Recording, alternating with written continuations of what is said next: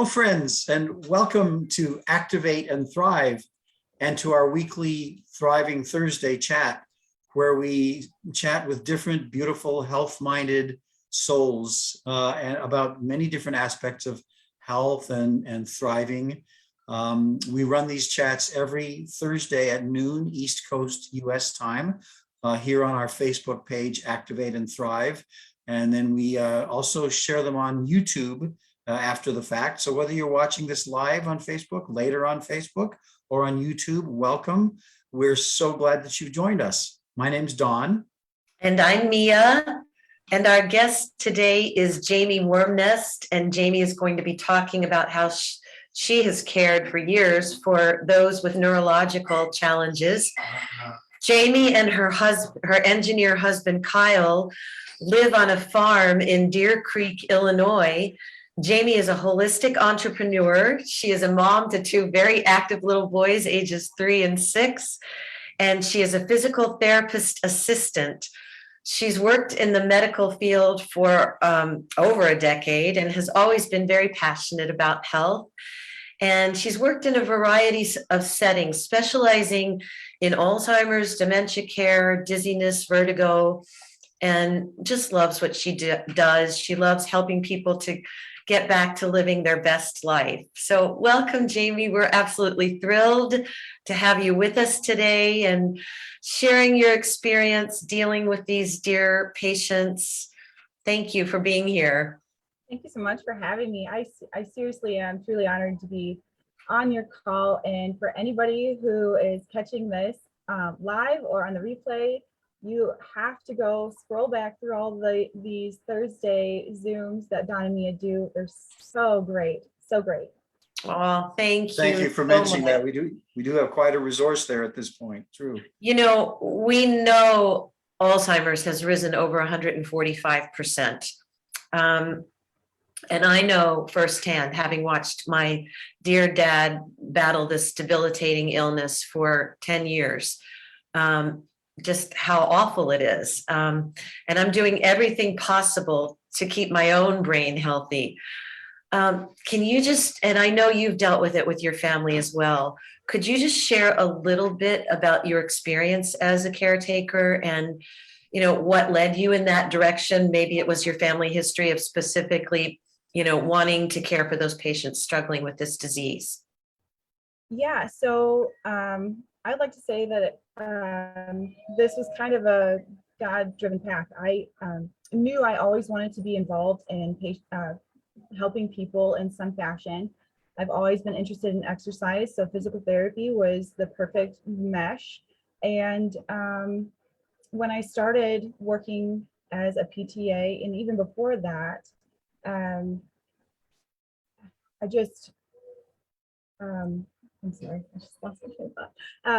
Okay. I just knew that this is where I wanted to be. And I've worked in hospitals, home health, outpatient, inpatient, in the hospital, so many different settings. And I keep coming back to wanting to work with Alzheimer and dementia, neurological populations. So it's amazing how much Alzheimer's has grown, and largely due to the growing elderly population. You know, Alzheimer's is the 6th leading cause of death in the US now. It kills over more than breast cancer and prostate cancer combined. If you live into your 80s, the likelihood of being diagnosed with some form of dementia is 50%. So, you know, and it's just astounding to me. Yeah, we're seeing that a lot. I mean, we're seeing that it's very prevalent. You know, the list goes on. I'm so sorry. Go ahead. That's okay. The list goes on, whether it's Alzheimer's or Parkinson's or some sort of, you know, neurological challenge. And I've had both of those in my family. Did it make you more aware of how to prevent that kind of damage, you know, knowing that that exists in your family, you know, as well? Did it make you want to delve into specific nutritional practices and principles to help fend that off, or biohack it, as we like to say, basically taking control so that we're not hijacked? Yeah, so as I've gotten older, I'm not invincible anymore. And I'm learning more how prevalent Alzheimer's and Parkinson's actually too was in my family lineage. And it's kind of in the forefront of my health concerns. I want to be as preventative as possible. And so that's a large reason why I do what I do nowadays. And I help people kind of take back their health through nutrigenomics. And our bodies are just under attack so much more nowadays from so many toxins and chemicals that we are surrounded with in our environment, that we put on our skin, that we ingest, all of that, that it's changing how how we live. And Yeah, just no, the ingestion of whatever we're taking in, whether it's the air we breathe, it could be as simple as that, right? It could be the air we breathe and the water we drink and the food we eat and how it's brought to our table with insecticides and pesticides and all that toxicity. It takes its toll, right? So you can eat healthy as much as you want. You can exercise the perfect amount if there is a perfect amount. But even with all of that, there are so many things out of your own control that you're not aware of, that is causing stress in your body. And that causes the oxidative damage or aging of the cells. So inflammation is at the root of hundreds of disease processes. And so if you can actually take down that inflammation, you are hedging off potentially future disease processes from the beginning.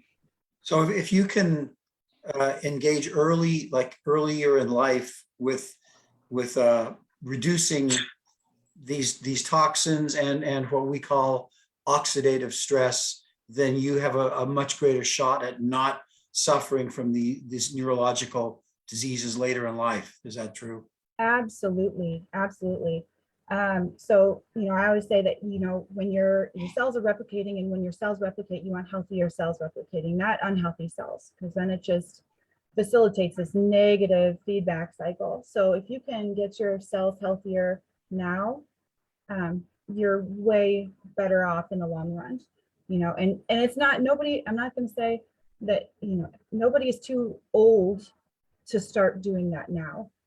It's important, every little step that you can do to help your cells be healthier. When you've been actually in those facilities dealing, with caring for these dear ones, do you see that it's more just a reactive approach at that point, or do they try to incorporate the nutritional component of reduction of that oxidative stress? Yeah, so it's largely in the past decades, it's been reactive, trying to maintain comfort levels for those patients and treating symptoms. But I like to think that as the medical field progresses, we are incorporating a lot more healthier options, a lot more resources to be able to slow down the progression. Yeah, something that I know that we need to be aware of is blood sugar levels, and how much we are taking in of sugar, because that affects our brain health as well and can cause inflammation when things are out of whack. So do you are you focused on good foods to tell people to eat? I mean, what do you do there?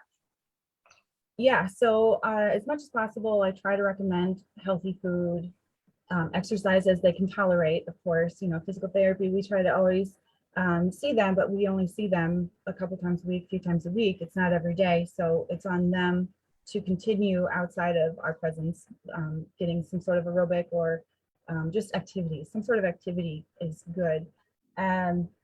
But I also kind of recommend that they consider gut health. Gut health is huge. It's a new science.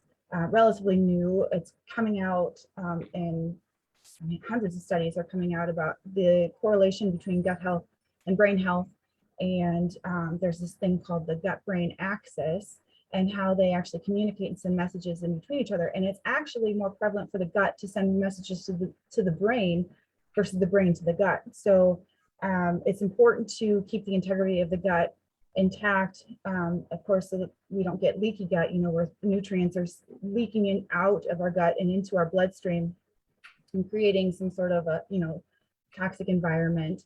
But yeah, the gut health is huge.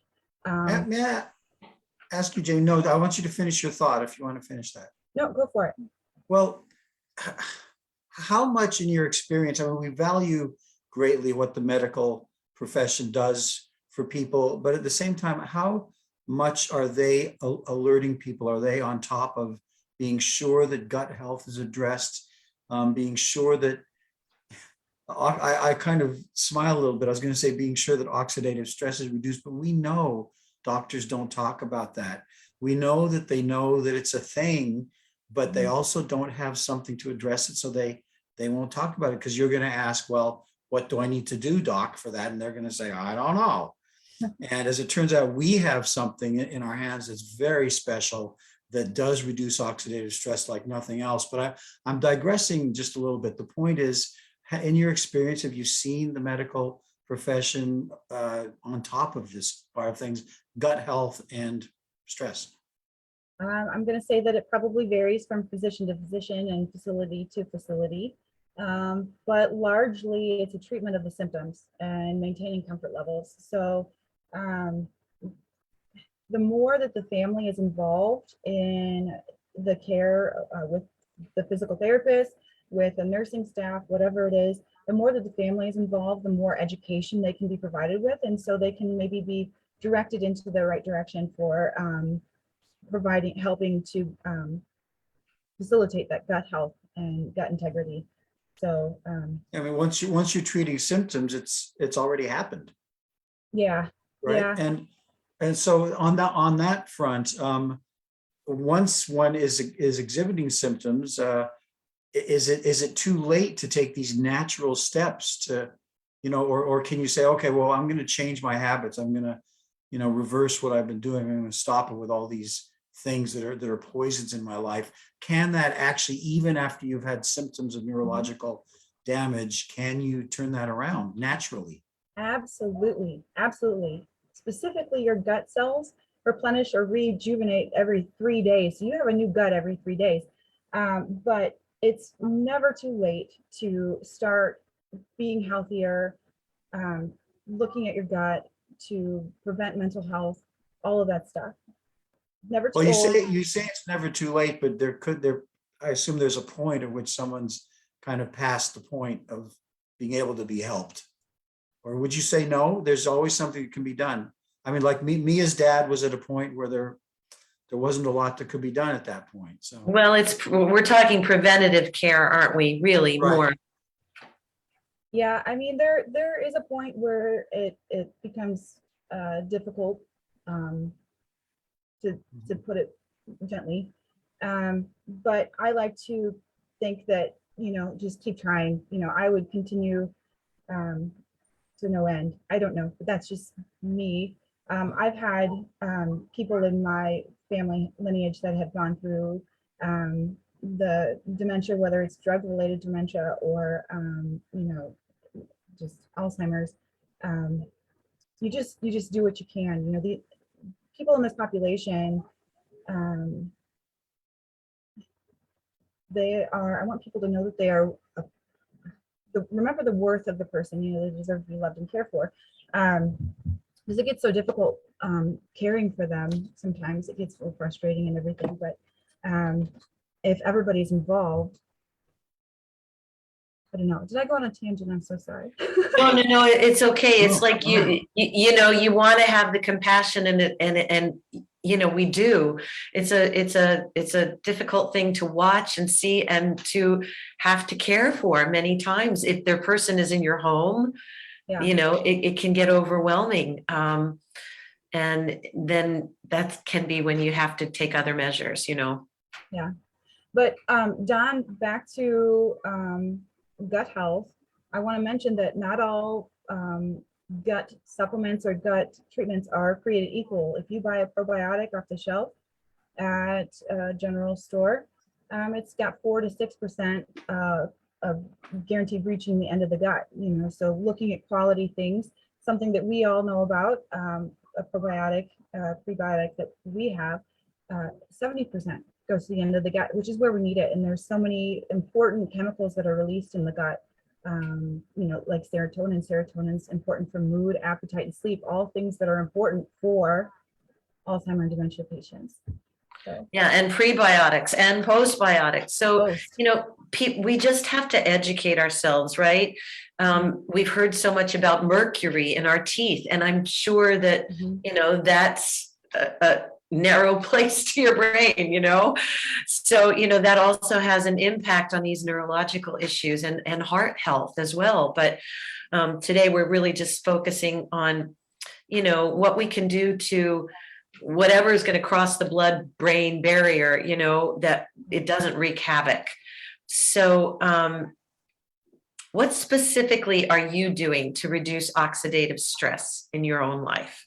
Oh my gosh. So in my search to be healthier and to help others be healthier, it can be a small thing like opening the window and letting fresh air in, but I have completely changed my beauty routine. I use clean products on my skin, on my face, on my body, on my hair. And there's this thing called NRF2, and it actually helps to reduce the oxidative stress cellularly in each cell on an astronomical level. If you take one blueberry, it barely makes a dent. I don't even know if it does make a dent, one blueberry at a time, with all the toxins that we're bombarded with on a daily basis, So when you look at skincare and the things that you're putting on your skin, 80% of it is being absorbed and putting into your bloodstream. So it really does make a difference, and it really is important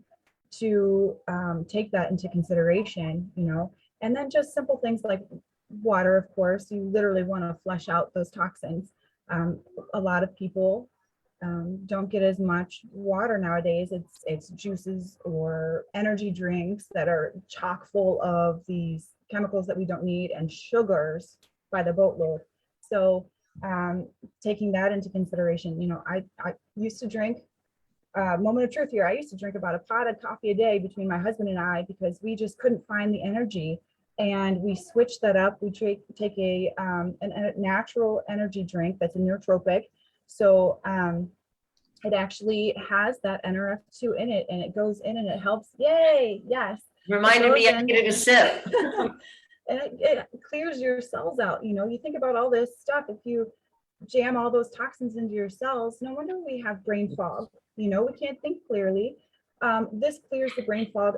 I always said it helped me mom better. It gives me patience, and it helps me just prioritize my day. So I don't go a day without my my NRF2 drink. So this drink, and we call it Axio, AXIO. So this is for brain health and clearing brain fog. I can imagine that this could be a positive, certainly for someone, to stave off neurological disorders. It specifically addresses the brain, right? Yeah, mood. Oh my gosh, if you could give this to your person that you're caring for, if you could give them a nootropic like this, it would significantly, I would believe, improve their mood, because sometimes that's an issue, especially if you look at from day to day and from morning to afternoon, we have that fluctuation in the dementia population. So as a caretaker, maybe giving them a nootropic about 30 minutes before their physical therapist comes in, would really help. Let me ask you something. Are there so 50% of the population is going to have a neurological disorder, according to statistics, right? Yeah. But you can't know if you're going to be part of that 50% early in life. Are there any early signs whatsoever before it really has hit a person, or is it just impossible to know? So you better be sure and be upregulating your health. But is there any way to know early on? It's kind of cool that science has progressed in a way that a lot of times we can we have testing now for these biomarkers. So for Parkinson's and things like that, they can actually tell. They show up, I think, about 20 years in advance before the even onset of first symptoms. So you can kind of see that. I don't know if those tests are covered by insurance, which is something that a lot of people would probably be concerned about. But some testing is available. Otherwise, you don't have to wait around anymore for your genetic hand to be played. You can take control of your health now before you have any of that happen. You can biohack. Yes. It Yes. just would be so nice if more people knew this and were doing it. Mhm. It's amazing to go like to the supermarket, like the regular, shall we say, normal supermarket, where some of these aisles where the packages are way too colorful, if you know what I mean. And people just buying and buying all this. I see shopping carts. I'm like, do you know what you're doing to yourself in the long run?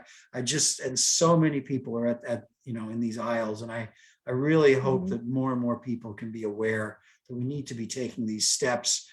Even if you don't know what's going to happen later in life, but you do know you have a much more of a fighting chance, right? If you can take these steps early on. Have you had experience with? Oh, sorry. Go ahead. You want to say As something? I say, it's a general rule: stay out of the aisles, stay on the outside of the shopping, the store, and get all the fresher things. Exactly, So, and yeah, keep it organic if you can. if you can. Yep. Have you had any personal experience with loved ones with dementia or Parkinson's or anything like that? Yeah, so we just lost my husband's grandma last year to Alzheimer's, or in a complication of Alzheimer's, and she had cancer too. But she was so good at hiding it. She was so clever. But other family members of mine, it's more difficult because I have our last living grandparent right now. She is going through the early stages of dementia, and she's a little paranoid, and it just gets. So what can you do? What are you able to do for her? Because some people won't be receptive, right? Yeah. So as much as possible, if there's a caretaker able to be with them, a majority of the time, that's the best possible way to make sure that they are taking the meds that they need to, or supplements or vitamins that they need to. But there are a few things that there's about 10 bullet points that I always like to tell family members when caring for their family member, that just helps them kind of reframe their thought. And it's never argue, just agree. Never reason with them, just divert. Never shame, distract. Never lecture, reassure. Never say remember or remember when, just reminisce instead. Never say I told you, just regroup and repeat. Never say you can't, say let's do this. Never command or demand, simply ask or model the behavior that you want. Never condescend or infantize, that's a major one. Instead encourage and praise, and never force, just reinforce. So if you have a loved one going through this right now, it can be difficult, it can be frustrating, it's emotional and physically taxing, but if you can reframe your thought, it goes a long way. Caretaker approach goes a long way. Wow, it looked a little bit like you were reading that from somewhere, because Yeah. I would love to, if you can send it, we'd actually like to put that in the post with this chat in it. In the comment.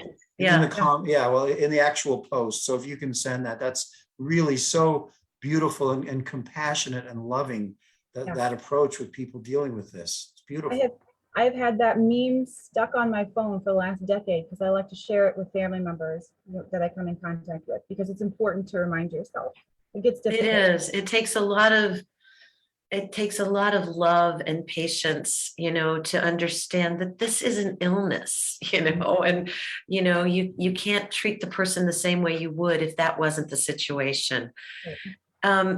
You know, what other things can you just share with us as we start to wrap up here, Jamie, about how to improve that blood flow to the brain? So we've talked about nutrition, we've talked about gut health, we've talked about, I think we spoke about getting sleep, didn't we? You know, the importance of, did we talk about getting sleep? Okay. Because getting sleep, of course, is when our bodies are repairing. I meant to mention that if we didn't. But that's also, if someone's not sleeping well, then that brain is not able to get the oxygen, the breath is not going there like it needs to with a restful, peaceful sleep state, right? Right, correct. And exercise is huge for senior citizens, for everybody in general, but especially for people in the specific demographic. It helps with neuroplasticity, and it almost has a neuroprotective aspect to it. So it helps with that vascularity, boosts the immune system, which can help with that inflammatory response. So exercise is huge, and they might not want to, but if they have something in their history that you can kind of help to facilitate with that, like if they used to play basketball, let's go shoot hoops, and they won't even say, they won't even think twice, you know, of course they're going to want to do that. So yeah. So, you know, yes, we can say eat your leafy green vegetables, eat your blueberries and all of that. We all know, because of what we're working with, that we can't even eat enough. We can't consume enough to have any kind of an impact on that oxidative stress. And so we are working with what you had mentioned earlier in the field of nutrigenomics, which is nutrition for our genes, but we are actually working with products that flip a switch in our DNA so that the garbage men are put to work. And, you know, you don't have to eat 75 pounds of broccoli a day, but you can actually take one of these pills, but you know, basically it's a tablet. It's all natural. It's made of 5 plant nutrients, phytonutrients, and it actually turns your body's ability on to reduce oxidative stress 40% in 30 days, up to 70% within 3 months with continued use, which is huge. You know, I mean, we know that we'll be taking this the rest of our lives because of what it does, right? That's such an important preventative measure that's just barely starting to come to the forefront. As we wrap up here, because we do need to respect people's time, and we never like to end it. We never feel like we're finished, but it has to stop sometime. Jamie, is there any final word that you'd like to give to people who, I mean, we've focused a lot on the preventative part of it, but just any final thing for those who have a loved one, you know, dealing with a neurological disorder? Hi, little guy. sorry. Anything final as we wrap up here? Sorry about that. It's okay. It's real life. Good. Real life. It's just, you know, having patience and, you know, do your own research. You know, there are options available now that weren't available when your grandparents were younger, when your great grandparents were alive, of course. But, you know, there's new technology, and it makes a world of difference in preventative care. Mm-hmm. Yes. Well, thank you so much Absolutely. for the wisdom you've shared today. And we just love thinking about how we can really be taking these steps. Again, you don't know until later in life whether you're going to be one of that 50% that does sadly suffer from neurological disorders. But when we can take significant steps early, we certainly have a better fighting chance. And if you, our audience, would like to learn more about what we're working with in the critical area of reduction of oxidative stress that has a huge impact on our health in the long run, please reach out to us. We'll be more than happy to share more with you. It's just so important. That's why we're passionate about this. And we're so grateful that you joined us today, Jamie. Thank you so much. And thanks to our audience. We run these chats every Thursday at noon East Coast US time. We thank you for joining us, and we look forward to seeing you again next week. Thanks, everyone. Thank you, Jamie. Thank Thank you, everyone.